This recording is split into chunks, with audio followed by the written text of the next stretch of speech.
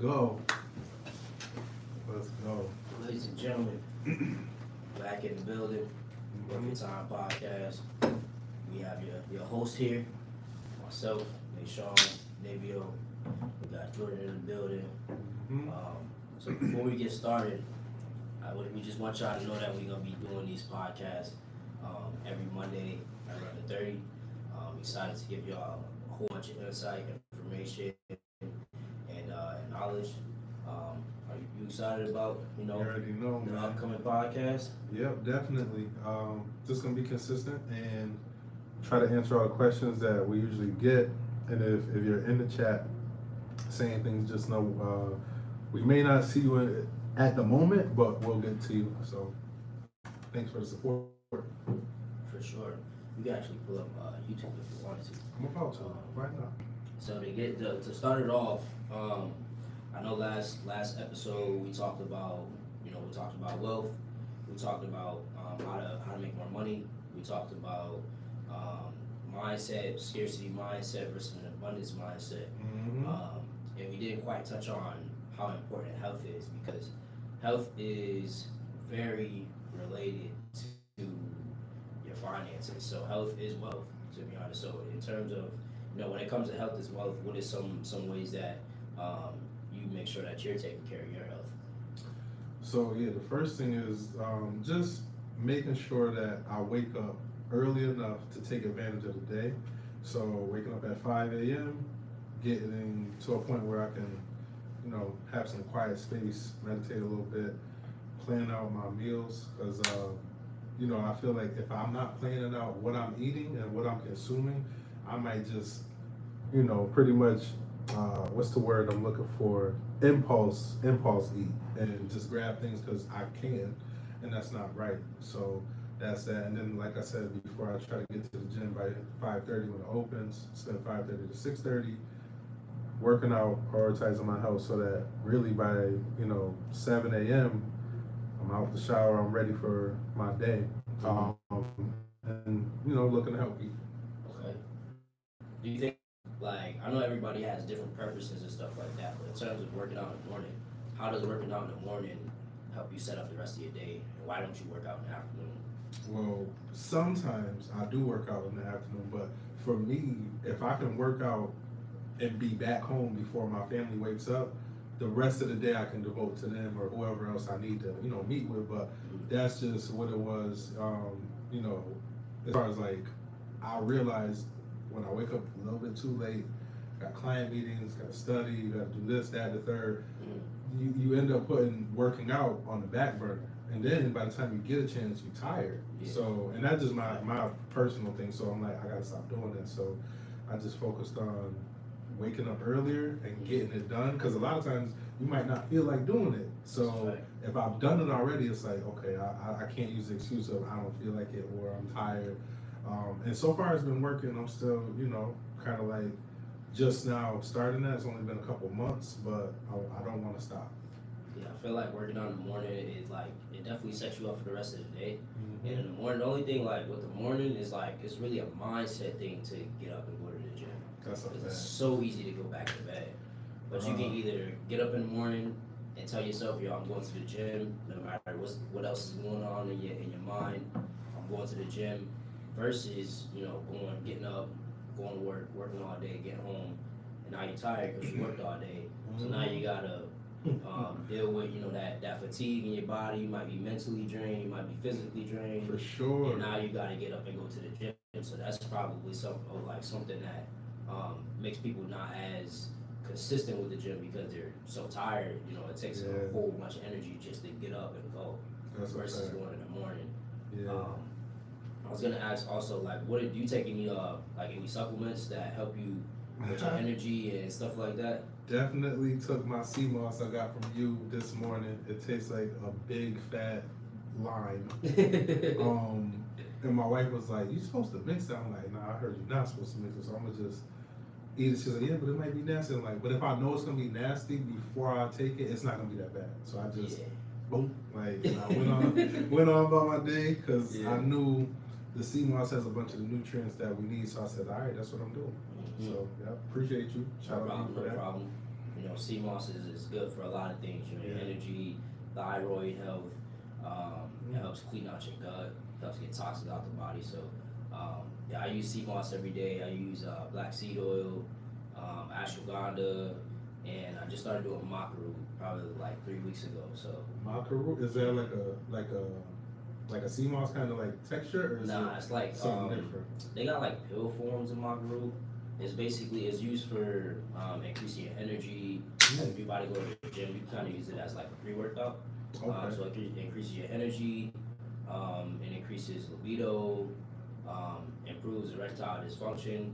Not that I have that, but This one of them. yeah, That's it's crazy. an energy thing for sure. Okay. Yeah, That's pretty dope. it has a lot of benefits. Let me add in something that's related but kind of unrelated. When it comes to pre-workout, I remember seeing a joke. I don't know if it's true. I doubt it is, but it was basically a joke saying pre-workout is just cocaine, and I've been scared of it since. So I've never taken any pre-workout in my life, and I'm like, I probably won't. But that joke just had me like. That is kind of crazy. I know people that do take pre-workout, and it's a distinct difference. Like they take their pre-workout and they on one. You know what I mean? And I don't really like.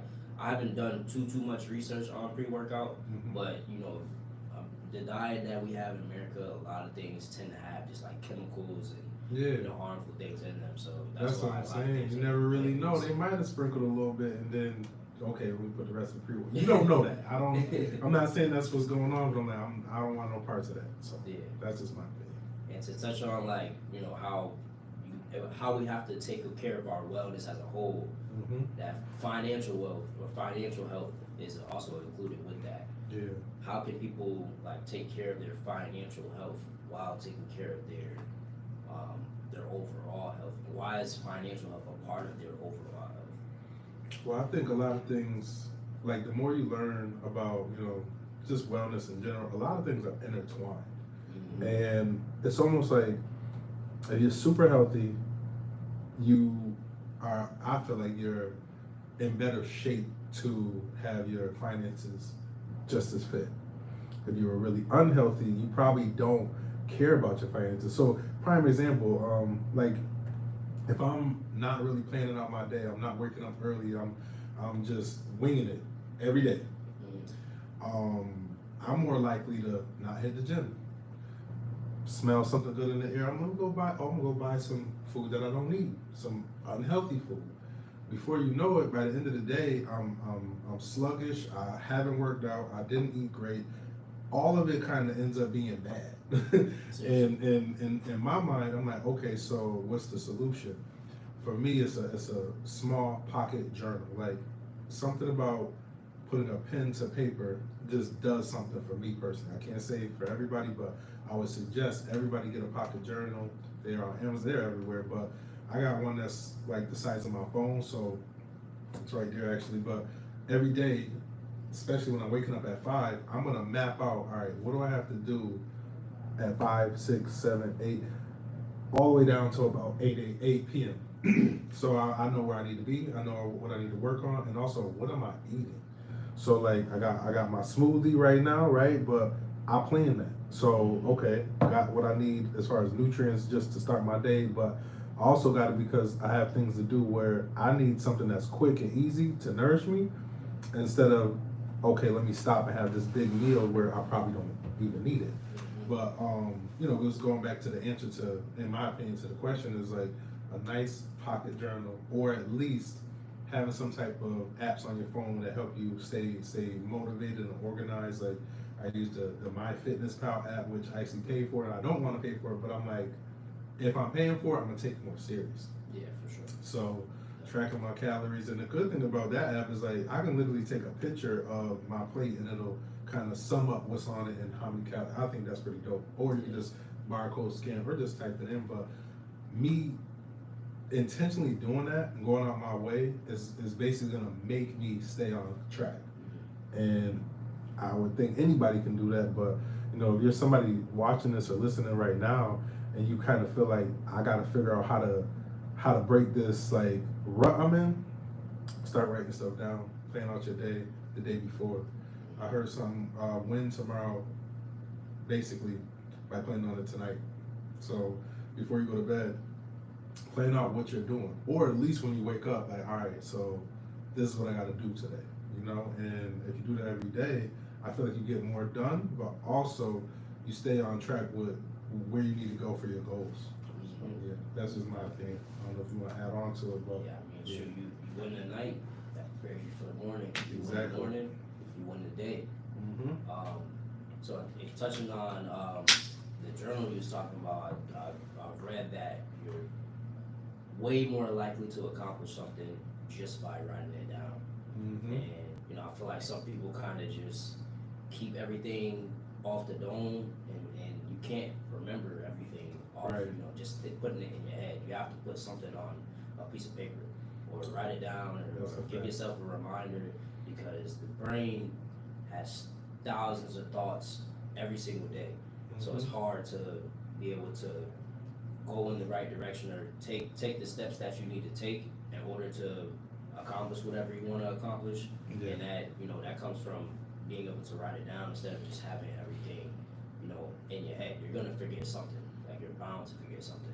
That's a fact. It's funny because the people who they swear, "Oh, I got it all right here," or "Oh, I'm good." I've never met a person like that that's actually successful. Like, not once ever in my life have I met a person who is super successful and they don't write anything down. And to that note, almost every day I know who they got motion, they doing what they need to do, they are accomplishing things, are really successful. They always write. They all, like, you see them with a pen, you see them with a little notebook. And we all know with technology, we could do all this on our phone or our computer, but it's just not the same. It don't hit the same, right? So, like, yeah, it's definitely a thing to be studious and write down what it is that you are trying to accomplish, because when you do it every day, yeah, you pretty much manifest it. Yeah. I agree. I think that's deep, because, I mean, you manifesting. Well, can you explain to the people what manifesting even is? So, okay, so if you don't know, and this is just my opinion, so I'm not saying this is facts, but to me, manifesting is knowing what it is that, like, what you want, having that vision, but also doing the steps to create it. Because if you think about it, everybody has ideas or hopes and wishes, but it's like, if you don't do anything, they don't matter. They really don't. So, let's just say somebody wanted to, drop 10 pounds and increase their savings. If they're writing that down, like, I will drop 10 pounds, or I have dropped 10 pounds, almost like kind of putting it into like present or past tense, like you've done it. If you're writing it down, you are way more likely to get to that point, as opposed to if you think about it, like, it'd be nice to, drop 10 pounds, increase my savings, or it's just not actually going to happen until you make that plan and stick to it.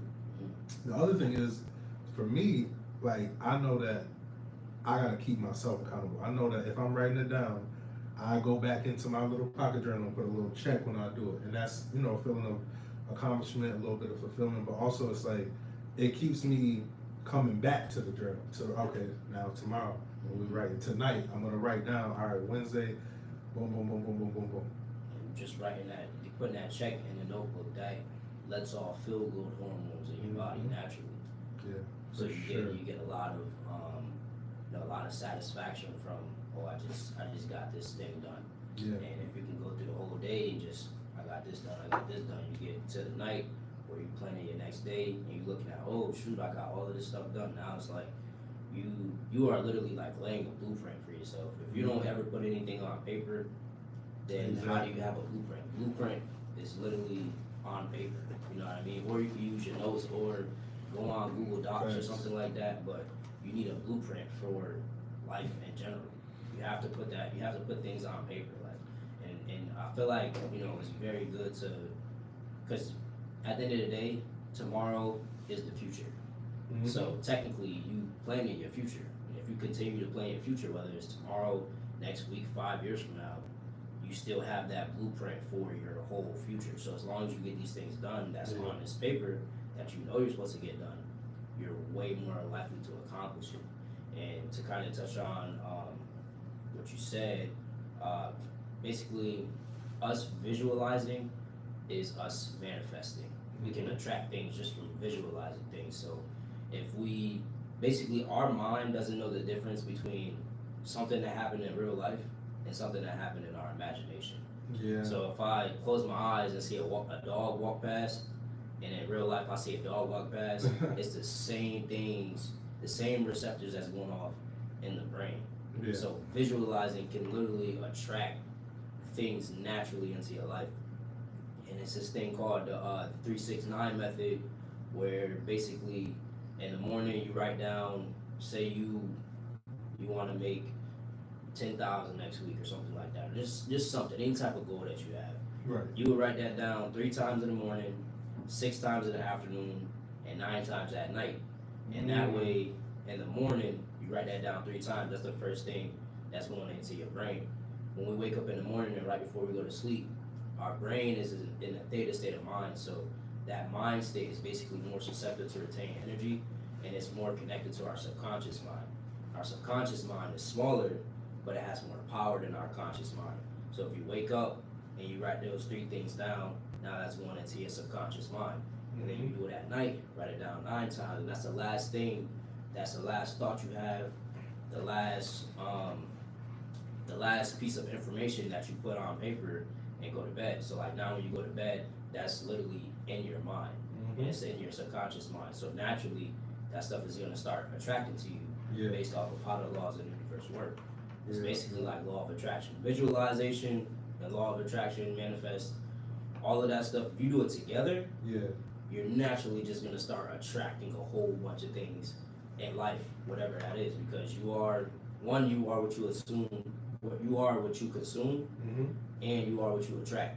So if you write it down, you're naturally attracting it. It's putting a force, a frequency into the universe, and that is naturally gonna attract you. That's why, if you consume a whole bunch of nonsense, a whole bunch of nonsense is gonna start happening. That's crazy. But if you consume positivity, you write down positivity, you do your affirmations, positivity, and all of the stuff that you're writing down, all the things that you want, you're naturally going to start attracting those things. You may not get it all at once, but you will get it little by little if you continue doing those steps and taking those steps to write those things down, visualizing, and attracting the things that you want.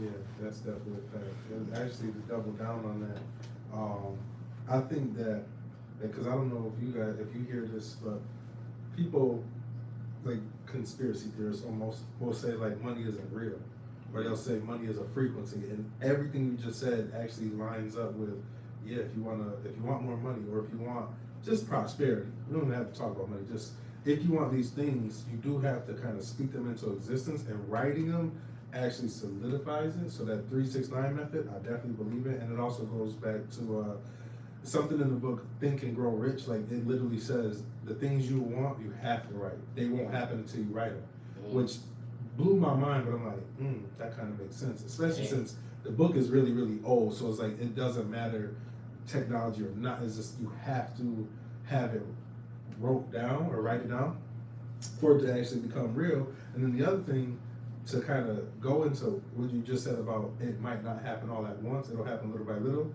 I believe that that's because we have to condition ourselves for the change that we want.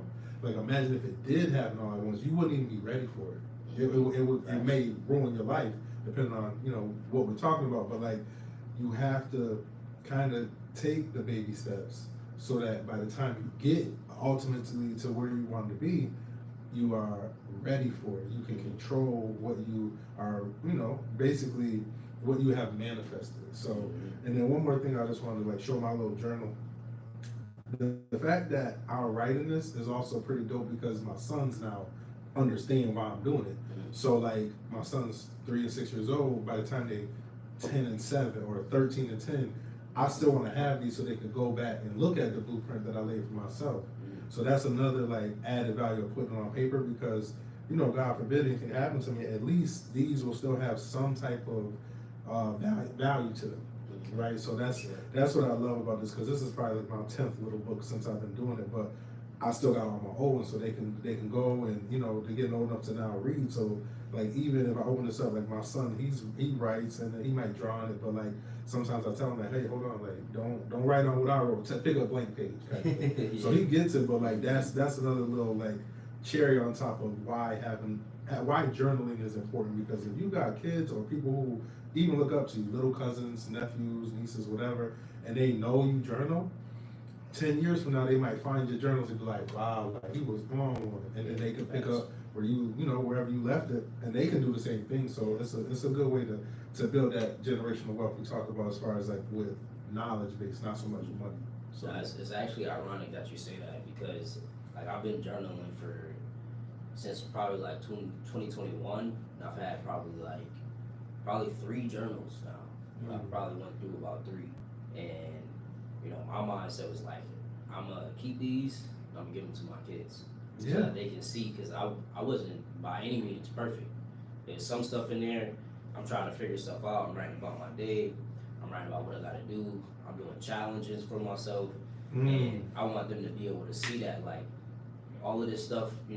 I don't even have kids, but when I do, they're gonna see how I got to where I am. It's not. I'm not sugarcoating anything. Like I don't want them to be like, oh, like what did you do to do this? And be like, look in the book. It's right that's there. so valuable. You know what I mean? That's so right. They're gonna be like, yeah. Keep aiming at Nah, you good. And I was gonna say, I got this for Father's Day. I got all of the guys or all of the dads in my family. I got them this book from TikTok.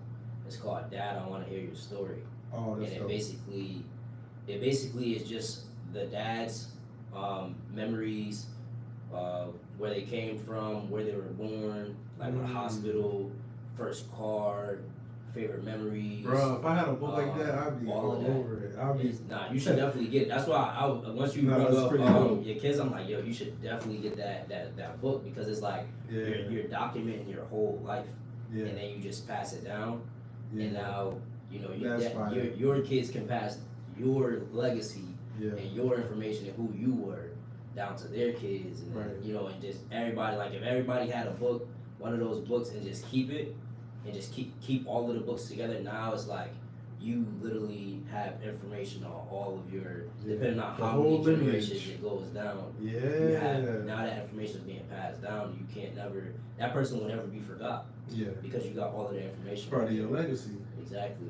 Yeah, that's pretty dope. That's dope that you did that, but that's dope that it even exists, because I would love to open that book up and really just start writing, because I got a lot of memories, and sometimes you gotta write them down to kind of like bring them back, like, oh yeah, like it makes you think. Like some of the questions in there, I'm like, I don't even know the answer to this question. I gotta go ask my mom. Like, so I gotta go sit down with some of my family members, because I don't know answers to these questions about myself.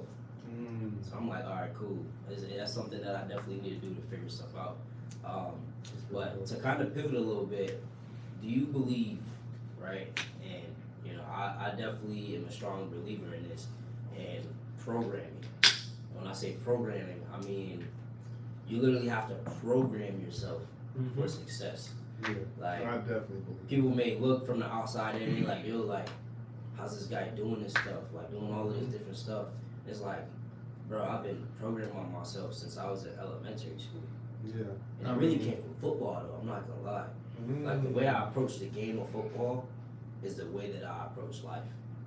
Because I always came to practice, and I'm definitely one of the hardest workers in practice. I'm like, I was one of those guys, like, I'm gonna get on this field, and nobody's gonna outwork me. It may be somebody that's better than me in some way, shape, or form, but I promise you, they probably won't outwork me. And that mindset kind of just translated to life. But that was literally programming. So what is your thoughts around programming yourself for success? Because some people program themselves for failure. They don't even know it too when they do that. But I'm a firm believer in that, and it's crazy because most times programming happens when we don't really understand that we're doing that. The other thing is, like, certain programming that happens to us is happening and we don't understand that's what programming is. Like going to school, nothing's wrong with going to school, but it is programming us to know, okay,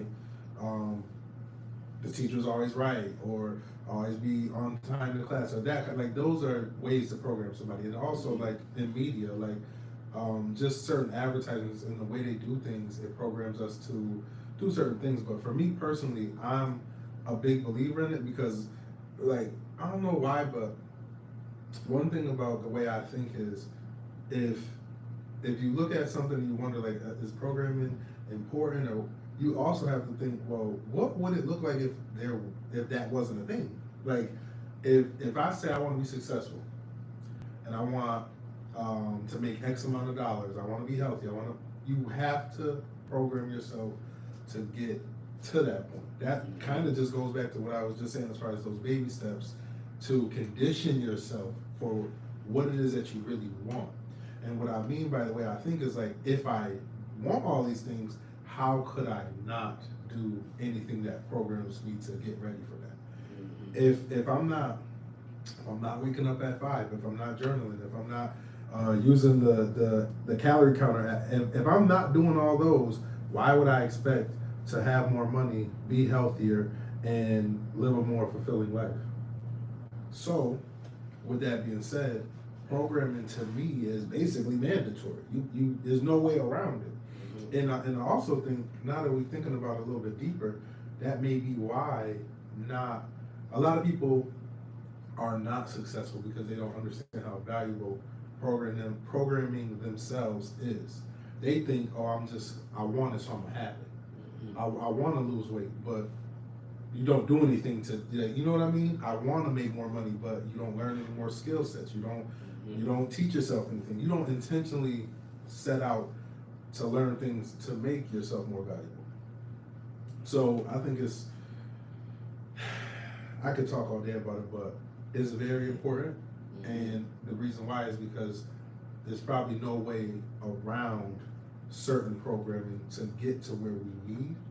And on top of that, I feel like part of, programming yourself is also curating your environment, because I feel like we're all products of our environment. So, like, if I know I want to be a millionaire, I'm gonna spend time with some millionaires, because I'm bound to be one if I can spend enough time with them.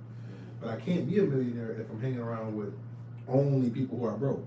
I'm gonna just end up being broke too, because that's my environment. So, like, I literally had to do that. I had to make sure that I wasn't around people who really weren't for me and really wouldn't help me prosper. And I didn't do the whole, on social media, like, you gotta cut people up. I didn't cut anybody off. It's just I focused on myself. And here's the beauty of not cutting people off.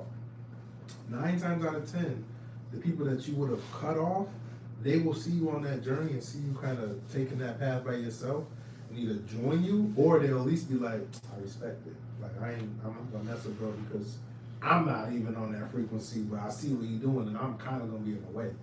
I feel like most people will do that, and that's to me very, very important, because we kind of sell ourselves that dream of, man, I don't want to cut nobody off because then they ain't gonna be rocking with me. No, nobody. It don't matter. It don't really matter. So yeah, that's my opinion. Life's gonna go on regardless. Exactly. And to touch on what you said, it was a word that you said specifically, conditioning. When we think about conditioning, I mean, let's think about it from a sports standpoint. Exactly. You know what I mean? Exactly. If you got a team and this is the first day of practice, and you can obviously see everybody's out of shape, you have to condition in order to get in shape. Exactly. So how do you condition? You continuously do conditioning so that you can get more conditioning. Your endurance can improve. You can handle more. You're not going to be tired from one lap around the field. Exactly. And that comes from continuously doing the same things over and over and over and over again, so that 1, you can get better, 2, your endurance can improve, and you can do more conditioning. So now when you're conditioned, now you're ready to go play the game. Exactly. You ain't even ready to play the game if you're not conditioned. If you go into a game, especially football, and you're not conditioned, you lost. By the fourth quarter, you lost. Probably before the fourth quarter, but this is why sports are so important. Like, because it teaches you these values you need in life, and it's funny because, like, my older son, he's so smart, he is not gonna be an athlete. I know it. But when he was first born, I'm like, oh yeah, he's gonna get him in the league. And then now, 6 years later, it's like, yeah, I don't know if we got league aspirations, but he's gonna play sports though. I'm gonna make him play sports just because it's so much qualities that you get from being a part of a team and just kind of like and working social together. stuff too. All of it. So it's like if I make my son play sports and he doesn't become a professional athlete, I'm okay with that. At first, I'm like, nah, we trying to get to the bag, and it's like now looking at it, it's like that ain't really that important, because there's so many other ways he could get to a bag that he would be basically more happy with. Yeah. But the point I'm making is like you kind of rob yourself or you rob your kids of all of these values if you just say, nah, I ain't gonna put him in sports. You know what I mean? So some people are like that. No disrespect to them, but I think sports changed my life. exactly. Imagine what you would be like if you didn't play any sports. We might not even be here right now. Nah, that's a fact. So that's some real stuff right there. Average person. Yeah. No cap. I definitely wouldn't be that fit. Your potential would not be met. Yeah. It's as simple as that. So I think I ain't gonna lie, I think kids should play every sport. Like out there, football, basketball, all of it. Cross, track. When they're young, you should, because one, it's cheaper, and two, they realize what they like, what they don't like. Like my son just played baseball. He whined every time, but it's like, bro, before the season started, you said you want to play. So it's like you got me spending my money and going and spending my time on your baseball games that you don't want to go to. But guess what? We ain't playing baseball no more. But his little brother don't play next year, so it's like you might as well play now because now you're gonna be in the crowd and your little bro playing. So that's just what it is. That's motivating in itself. Because if you in the crowd, you watching people play, you're like, dang, I want to be out there. That's why his little bro about to play, because now he's gonna be old enough, and he was at the games watching his brother out there picking at the grass. So yeah, that's a whole other thing. But nah, that's real. That touches on the environment too, because I mean, it's a lot of environments where people don't really value that stuff. Yeah, that's crazy. And because they don't value it now, kids can be, I'm not gonna say at a disadvantage, but they just may not be as experienced as kids that do play sports. Because the kids that do play sports, they're more likely to have friends. Because when I was in sports, a lot of my friends came from my teams. Still to this day, I bet you run into people and it's like, oh yeah, we play Pop Warner. It's love. Like almost always when I'm out and about, and it says me and my wife, and we just we're wherever, don't matter. If somebody say what's up or dap me up or whatever, she always is like, you know them from the gym, or it's either the gym, sports, or work. That's just because that's where I spent a lot of time. Yeah. So she knows, but all I'm saying is like, yeah, sports they enhance connection. I agree. I did a paper actually in college, and I was writing about the effects that TV had on children, and it was basically saying that children shouldn't watch more than 2 hours of TV. They shouldn't have more than 2 hours of screen time because it affects them cognitively. But it was a portion there that talked about sports, and the sports portion was so deep because they're getting social interactions, they're being active. Like even kids that play sports when they're young, they're more likely to not grow up and be overweight because their bodies are being conditioned at a young age. And they're programming themselves to be an active person versus some that don't. To kind of touch on, we talk about Pop Warner and kids and stuff like that. I want to touch on like environment. In terms of environment, right? Because I mean, we grew up on the same side of town, so I had people in my life that my crib was like the hot spot. I had the rim in the backyard. We was always hooping. There's people that came to that backyard that came to hoop that didn't see past the age of 15 or 16. Because of circumstances. And given the environment, like that's literally right in front of our faces. That's a fact. Given that environment, how the heck were we able to get out of that? I think we gotta give credit to our moms and their dads too. But it's crazy because I'm a firm believer on a lot of things are basically tied to how you were raised. And the things you had to do. So quick little like backstory for myself. Like I grew up Southside. I was probably the only person on my street that had chores. Like everybody was outside soon as school was over. I'm talking like it was lit, and I used to be so mad because I had homework, I had chores. They ain't no getting around that. Yeah. And my mom owned a business in our house, so like there always was something to do. Yeah. And when I say something to do, I'm not talking about fun stuff. I'm talking about it's work to be done. Yeah. So I had to do that, and everybody would laugh at me. Everybody, it was, if you grew up on my block and you see this, you're gonna know like, yeah, bro, he was washing dishes, taking out the trash, everything. But at the time, I was mad because I'm like, you look outside, a day like today, it's nice out. They getting a 3-on-3 football game. As soon as that's over, somebody got the hoop at the curb. And by the time I get out there, yeah, I'm ready. But it's always like, oh, you got to do man chores. Almost all of them dudes is either dead or in jail. Almost all of them. And the people who are not, shout out to you. But like, I don't know if they are happy with their life as I am. But if they are, cool. But the point is, even though we grew up in that environment, my mom made it so that I wasn't like them. And it was, I don't think that was her objective. It was just, we got a business in our house and there's things I need to, you think I'm gonna do all the work? No, I'm making you do the work. And that's how I started to earn allowance, and that's how I understood how money works and how to work for money. But like, I think if that weren't the case, and I could go outside like my friends, and to even be more real, like bro, in elementary school, the people that was in my classes and lived on my street, bro, they was shooting dice, they was smoking. They was doing all kind of stuff, and I'm not trying to say this is good or bad. I'm just saying that's the truth. Like people was shooting dice for Pokemon cards, quarters, dimes, nickels. I didn't know how to shoot dice till like high school, but like 8 years old, literally shooting dice, and older brothers smoking, passing it to them, and I'm just like, this is crazy. But that was my environment. So yeah, that's crazy. So given the environment, right?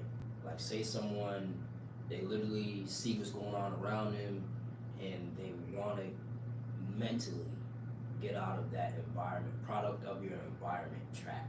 Mm-hmm. How do they get out? Books.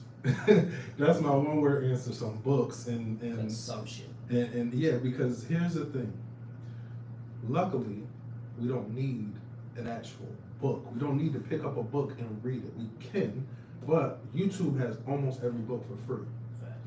So let's just say, like, matter of fact, I read Rich Dad Poor Dad when I was shoveling over the winter, because I always heard about Rich Dad Poor Dad being just a great book. Yeah. And we got killed with snow. I'm outside with the headphones on, shoveling, listening to that book.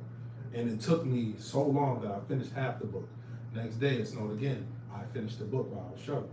So make a long story short, I'm busy doing something, but I'm filling up my mind with just info, and the book was just so crazy because one, it's all a true story, and two, basically the poor dad was everybody's dad who you go to work, he means well, but he doesn't understand how he's playing a losing game. And then the rich dad was like business owner. He was just basically making it so that the author of the story understood, like, I respect your father, but we are completely different because I know how to run a business, mitigate taxes, and there's a little like joke in the book where he was saying, I don't work for money, money works for me. Yeah. The rich dad said that all the time. The poor dad punched the clock because he's trying to make money, and he was like, he had a good job too. Exactly, but that was the thing. So basically, me listening to that book helped me understand a lot of things. And if somebody was growing up right where we grew up and they want to mentally escape, you got to start with books. You got to, because if you can't physically escape, that's one thing, but mentally you could get yourself conditioned for, all right, well, I'm gonna move away from here at some point, and I want to already kind of have some of the tools I'm gonna need if I go to live in suburbia or go down south or wherever. But I would always advise anybody to jump on YouTube, search up any book you want, because it's gonna be free. Most likely it's gonna be on there, and it's gonna lead you down that rabbit hole of, all right, well, what's the next book? Okay, so we got Rich Dad Poor Dad. Okay, let me do Think and Grow Rich, and it just keeps going. And then before you know, it's like, yo, I done read 5 of the most pivotal books in history, and now you just looking at everything different, everything. So facts. Yeah. And to kind of touch on books, what is maybe 4 or 5 books that you recommend? And get your pen and paper ready. It's like, I'm just playing, but first things first, Dale Carnegie's How to Win Friends and Influence People. I tell everybody about this book because it changed my life. It was actually a textbook in college. Like my professor, shout out to Mark Muhammad, one of my only black professors, he was like, you're not going to the bookstore and buying a $400 book that we're gonna study a future. You're gonna buy this one novel, and that's the whole class is out of this. And that book teaches you how to essentially connect with people and build relationships, but also get what you want out of whatever situation, and have the other person understanding that they got what they want too. Like to influence people, and that's why I'm like that. The title is kind of misleading, but How to Win Friends and Influence People is basically a book that will teach you how to navigate any situation and build relationships to kind of like make it easier to become rich. So, How to Win Friends and Influence People, Think and Grow Rich. That right there is a book that will teach you how to manifest. And all these books are pretty old. They're like over 100 years old, but it's just, the point is like these values are still pillars in our society. So, Think and Grow Rich, Richest Man in Babylon, which takes place in like Mesopotamia, like I'm talking ancient times. But that's the book that said like you should be living off of 9/10 of everything you have. And how it kind of basically took the poorest man in Babylon to become the richest man, because he just really understood how money worked, but also how to live on less and how to create more money out of thin air. That for that to be a thing that long ago, you know that book is fire. So we got 3. So Dale Carnegie, Think and Grow Rich. Think and Grow Rich, Richest Man in Babylon, Rich Dad Poor Dad, and What Would the Rockefellers Do? Because I feel like once you read these 4, you kind of understand a little bit about like the secret ways to make money and just to grow wealth. But the What Would the Rockefellers Do is a way to actually, it's like an action plan of, you need to get whole life insurance, you need to maximally fund it, and you need to tell your family about why you're doing it so that everybody can do it. And then in that book, basically the entire family had whole life insurance, where they just basically had the trust on it, and everybody's cash value went to the trust. So they had a huge amount of cash value that they just now, all right, we're gonna start this business, we're gonna start that business. So they basically put all their money together. Everybody's policy was owned by the trust. So it wasn't how much cash value you got, how much. It was like, we have this, and As a family. And here's the dope thing: That's tough. going in and coming out kind of thing. With that structure, everybody who's born gets a policy. So every time somebody's born, the trust now grows. Because all right, boom, we just had a new baby. The birth present is a whole life policy. And then when someone passes, they get that Right. goes straight to the trust. Exactly. So now you've created, this is how you perpetuate wealth. It's like somebody's born, cool, we up. Somebody dies, cool, we super up. And it just keeps going. But the point is the knowledge. It wouldn't matter if you did all that, if everybody took their money and went and bought jewelry and cars and stuff that basically drains the trust. So it was not so much about this is how we're perpetuating wealth, it is why we're doing it, and how everybody who's a part of this family, it's mandatory that they learn every single thing. So that once granddad dies, okay, we're gonna teach the kids, and then once the kids become the granddad, and they still rich. Like that's the craziest thing. They all still crazy rich, and this is hundreds, well, a little over 100 years ago. So many generations, and they still a top family in the world. So how did they prevent somebody from, well, one, who owns the trust, and 2, how did they prevent somebody from going in there and trying to steal some cash value? Great question. So the other side of the book says how you need a family office. So if you Google family office, or they have family office events, but basically when you have enough money, you realize you have to do something with it, or you got to pay taxes on it, or sometimes money is not the solution. But when you have a lot of money, you can afford to have a family office. Your family office has an accountant, an attorney, financial professional. Wow. And what happens is the Rockefeller family office, their job is to make sure everything is in place, everything is, basically compliant for taxes. Like they literally paid people to be part of our office so that we don't have to worry about squander anything. So exactly, because if you gotta really think like the Rockefellers, they in their money in their time, they would be billionaires. Why would you not pay maybe $1 million or $2 every year to these people who making sure your billions is still going? Safe. Right. So that's another mindset play of I'm gonna share my wealth with these people because they're gonna help keep it going, as opposed to being greedy and be like, nah, we just do it all ourselves.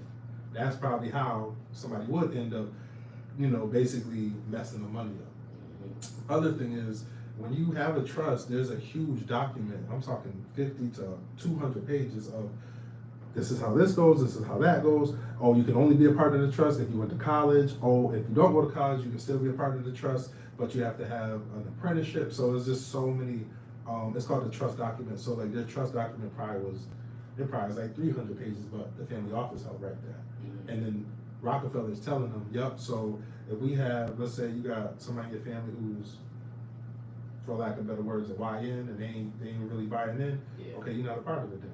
That's cool. When you die, we don't even got a policy on you. You just kind of X'd out of the family.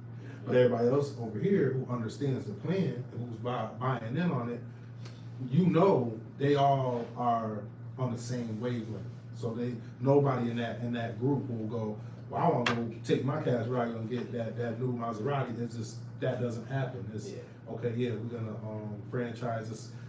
McDonald's is a thing. Let's go get a couple of those kind of thing. As a family. As a family. So they basically put their money together and they use their money that they put together to make more money. That's exactly why I feel like everybody got to read that book. Whether you sell life insurance, own life insurance, like you just got to know that's a thing. Like if you know that's possible, you start to think about everything differently.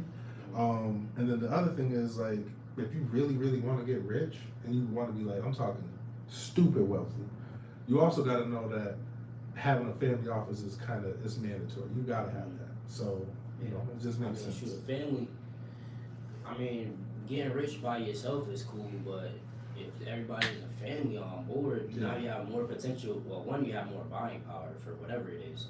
Two, you got more potential to be successful. Three, you got more knowledge because everybody has something that they can contribute.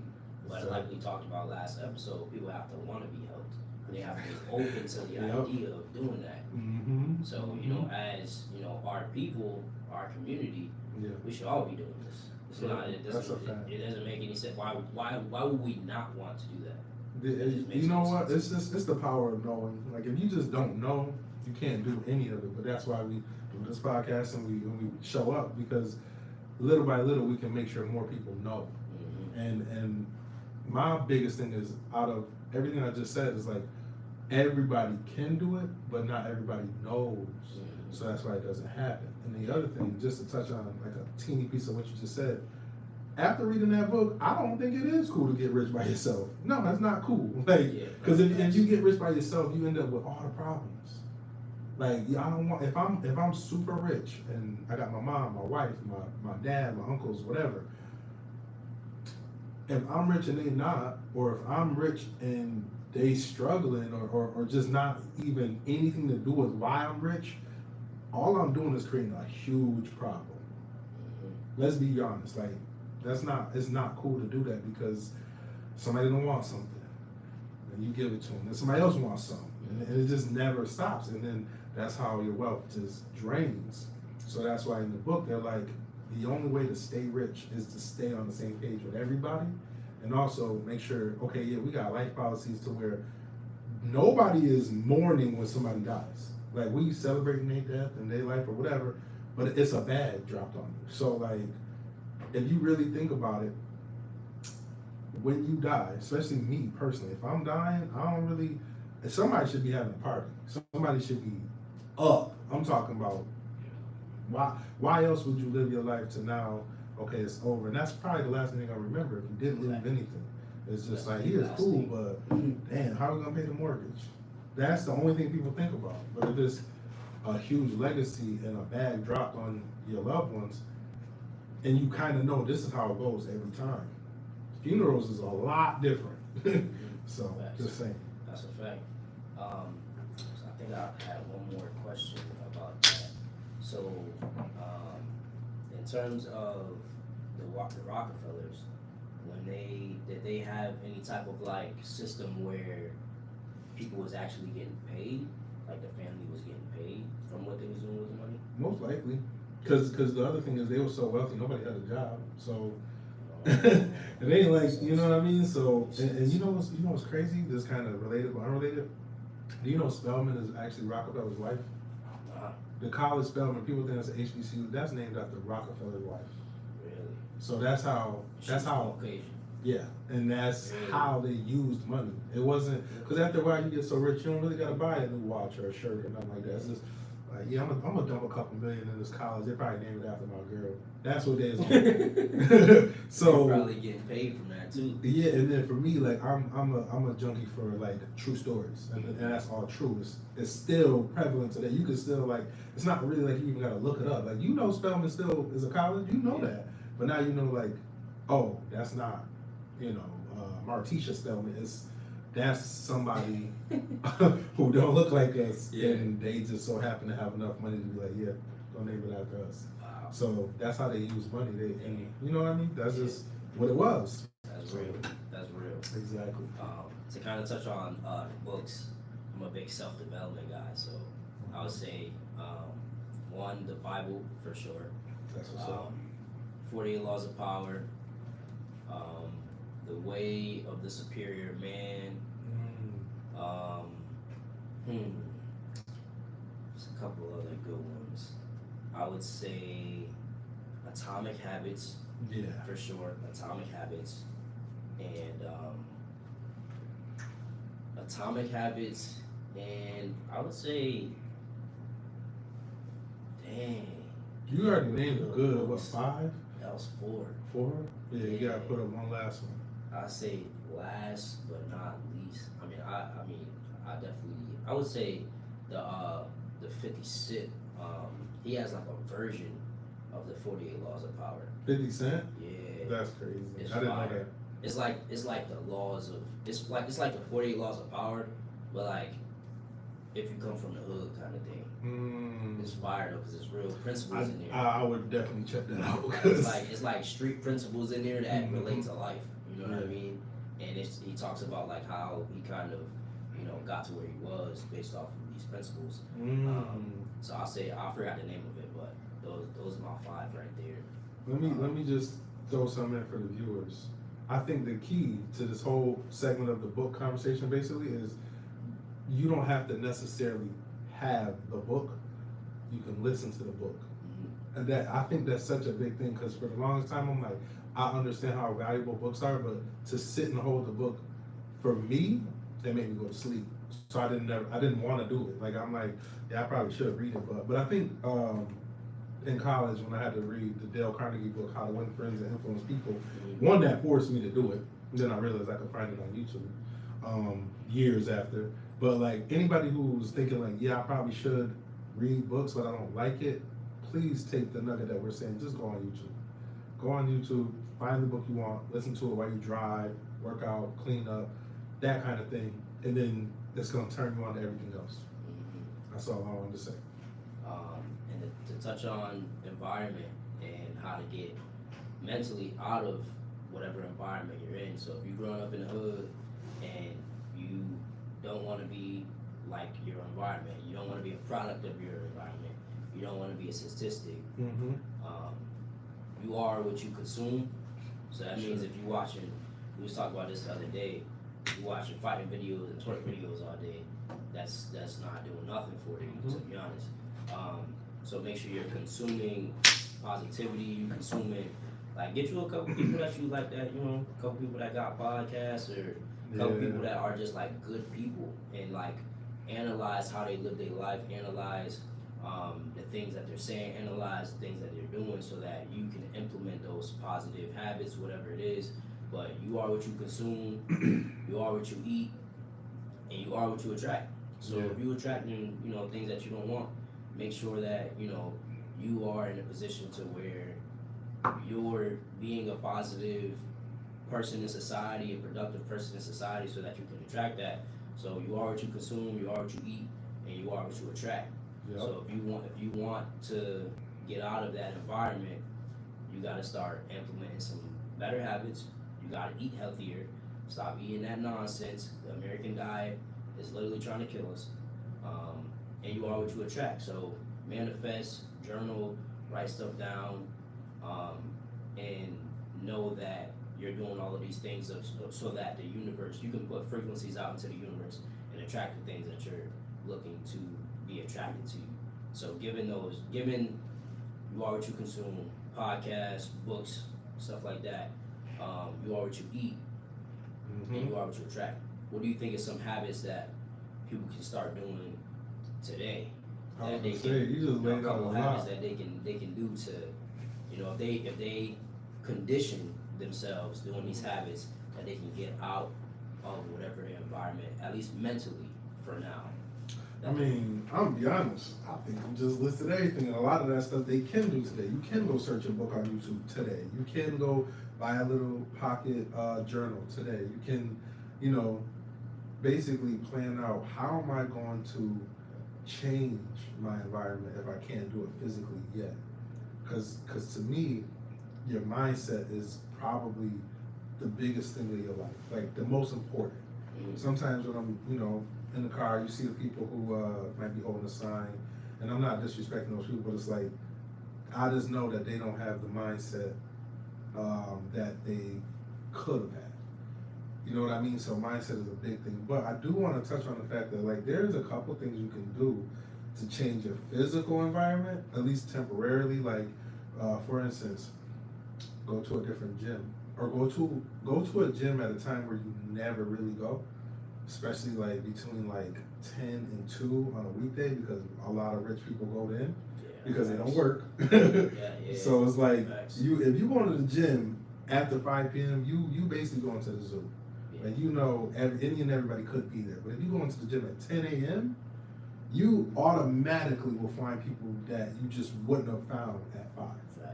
Right? The other thing is, and I learned this from a podcast, especially if you live in a bigger, like a metropolitan area, go to like the nicest hotel, and then usually they have a little bar. Go to that bar, because they're gonna have your executives, your rich people. Because if I'm growing up on Dearborn Place, south side of Syracuse, that don't mean I can't go downtown to the Marriott, go to 11 Waters and order a drink, and just to see who in there. You know what I mean? If it's Friday, Saturday night, you don't really want to be in the club, go to a lounge. Go to places where you don't usually go, but rich people might go. So even if it's one night, that's enough of an environment change to kind of spark something. So I just want to throw that out there, because I don't want us to feel like, I'm stuck where I am, because you usually are not. And if you go to like a social environment at a certain time, you'll start to see like, wow, this is a world uncovered that I didn't even know was right here. So that's a big thing. And you are the sum of the 5 people you hang around most. So if you hang around 5 broke people, you're gonna be the 6th. You're gonna be the 6th. You hang around 5 rich people, you're gonna be the 6th. So, and rich people don't go to the club. So, you're not gonna find rich people in the club. You gotta be strategic and network. Networking is a big thing. If you're not networking, if you're around, we all got friends, we all got people that we cool with. If you want to get out of your current environment, go network with people and find people that you don't know. Obviously, you don't know what you don't know, so you can go to, a hotel bar. They actually got a place called Hotel Bar in Tampa. It was fire, throw that out there. But go to these places where you might find some rich people, or you might find people that, that you would have never talked to, but you have to be, one, you got to get out of your comfort zone, because comfort ain't going to get you nothing but where you are. And get out your comfort zone and go network with people. Network with people that you don't know. Just have conversation and, have positive conversation. You can kind of sense someone's energy within the first 5 minutes of a conversation. So go out and network, put yourself in different environments, put positivity into your brain, put, healthy things into your body.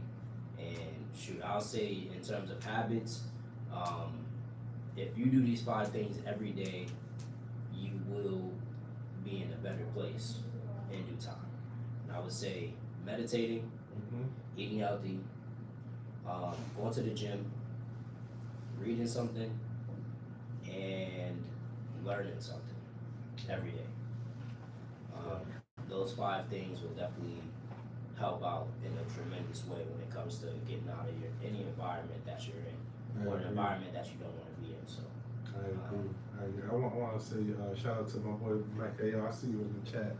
yeah, bro.